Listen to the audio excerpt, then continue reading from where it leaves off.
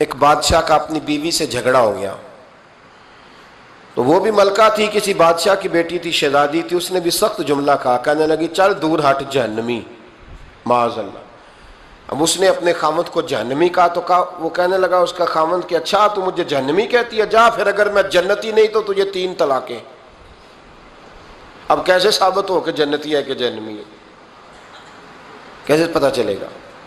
علماء سے پوچھا تو وہ کہنے لگے ہم کیسے بتائیں، کون ڈگری دے کہ تو جنتی ہے کہ جہنمی ہے؟ بات دور نکل گئی۔ امام شافعی کے پاس گیا، وہ رسوخ رکھتے ہیں علم فقہ کا، ان کے پاس گیا، جا کے کہنے لگا حضور یہ مسئلہ ہے۔ امام صاحب فرمانے لگے اکیلے میں مجھے ملتے ہو؟ وہ اندر آیا، کچھ دیر گفتگو ہوئی تو امام صاحب فرمانے لگے لو جی یہ بندہ جنتی ہے، اس کی بیوی کو طلاق کوئی نہیں ہوئی، یہ جنتی ہے۔ آپ کو پتہ ہے لوگ فتویٰ جلدی دے دیتے ہیں، کچھ لوگ خلاف تقریریں کرنے لگے کہ بادشاہ تھا تو امام صاحب نے بچا لیا ہے، کیسے آپ نے ڈگری دے دی کہ جنتی ہے جی؟ تو امام صاحب کہنے لگے تم بحث نہ کرتے تو میں بات پردے میں رہنے دیتا۔ سنو، میں نے بادشاہ کو تنہائی میں بلا کے پوچھا ہے کہ کبھی اللہ سے بھی ڈرے ہو؟ صرف اس لیے کہ اس وقت اللہ دیکھ رہا ہے۔ یہ نیت کبھی بندوں سے ڈر کے تو بندے بڑے گناہ نہیں نہ کرتے، کبھی اللہ سے ڈر کے بھی چھوڑا ہے؟ تو بادشاہ کہنے لگا بالکل چھوڑا ہے۔ میری ایک کنیز تھی بڑی خوبصورت، غریب گھر کی ملازمہ، غریب گھرانے کی تھی۔